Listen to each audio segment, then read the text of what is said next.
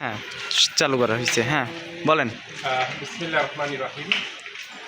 আমরা আজকে আপনাদেরকে দেখাবো আমাদের আব্দুর রাজ্জাক ভাই। উনি অনেক সুন্দর করে ওনার রিকশার পিছনে কারা কারা উঠতে পারবে আর কারা কারা উঠতে পারবে না সেটা নিয়ে আমরা আজকে আমাদের দেশবাসী সবাইকে আমরা দেখাইতে চাই। তা আমি আজকে রাজ্জাক ভাইয়ের সাথে কথা বলতে চাই। রাজ্জাক ভাই, আপনি এই যে কথাগুলি লেখলেন, যারা সুদের ব্যবসা করে সাথে জড়িত তারা উঠতে পারবে না, তাই না?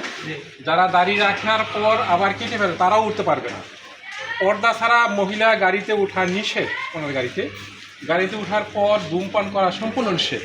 জি, বাবা মার অনুমতি ছাড়া বিবাহ বন্ধনে আবদ্ধ হয়েছে এমন ব্যক্তি উঠতে পারবে না। সম্পদ বা অন্যের সম্পদ আত্মসাৎকারীও সে উঠতে পারবে না। আমার গাড়িতে বসে অনুগ্রহ করে কারো গীবত বা কেউ মিথ্যা কথা বলতেও পারবে না। প্রধানমন্ত্রীর কাছ থেকে আবেদন, যেমন দেশটি ভালোভাবে পরিচালিত হতে পারে আর অন্য দেশের ফাঁদে পা না দিয়েই, এটাই আমরা চাই। আমি চাই নামাজ পড়বেন এবং আমার জন্য সবাই দোয়া করবেন। আমরা একটু আমার এই রাজ্জাক ভাইয়ের সাথে কথা বলতে চাই। রাজ্জাক ভাই, আপনি আপনার মনের কথাগুলো আবার একটু বলেন, আপনি যে কথাগুলো বলেছেন। আমার কথা হলো, আমি ছোটোবেলার থেকে এই জিনিসটাই পছন্দ করি না। দেখি মানুষ এটা খাতা কাগজ লেখছি, ছোটোবেলার থেকে আমি কিছু পছন্দ করি না। কারণ আমার বাড়ি গদ্র নাই, ঘর দ্র নাই, জায়গা জমিও নাই। আমার মরার সময় হয়ে গেছে। তখন লাস্ট ফিনিশিং আমি একটা ডিসিশন দিতে চাই, বাংলাদেশের মানুষ সচেতন হোক, এই ভালো রাস্তার দিকে অগ্রসর হোক, যে খারাপ রাস্তার দিকে যে না যায়।